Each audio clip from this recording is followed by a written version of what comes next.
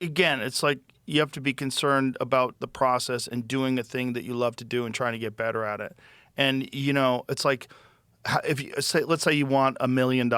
Well, you could win the lottery.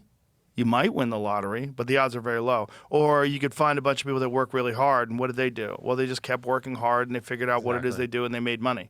Dude, that's probably more likely. Yeah. So just go in the general direction, and who knows, along the way, you might hit it quick. Something might happen really quick, or you might figure something out, and you might be an outlier. But the point is, the process is available. Yeah. And the process is available to anybody. You just keep doing something. You'll get better at it. Be objective. Be self-analytical. Recognize what you're doing wrong and what you're doing right, and get better at it and constantly try to improve. And just because something doesn't exist as what is your occupation, in a form from 2001, doesn't mean it's not a real job.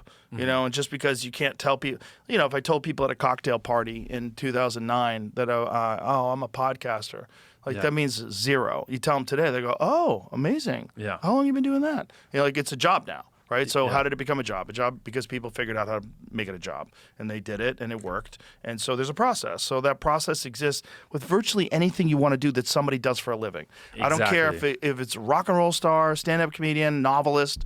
There's a thing out there that you want to do that someone is making a living. But meanwhile, there's going to be people who's like, oh, the odds of you making it and that. Like, okay, is that what we're doing? Yeah. Are we just fucking playing odds? But the odds you're dying are 100%. So once you adopt this mindset, though, then the naysayers go from being brutal to actually being good, because now the naysayers are what stop other people from doing the thing you're doing, which actually increases your odds, right? So once you get over the hump where, you reach a certain point where, someone, as you're going on the climb, like where someone going, this is stupid, this is unrealistic or whatever, where you just it starts to feel like it goes from something that makes you nervous and keeps you up at night to you don't even really care anymore because you've just heard it so many times. And then it's but there are people who hear it and they quit. And so it's technically a benefit for you. So I like to always, not always, but on a lot of things, I like to try to spin it as a positive too.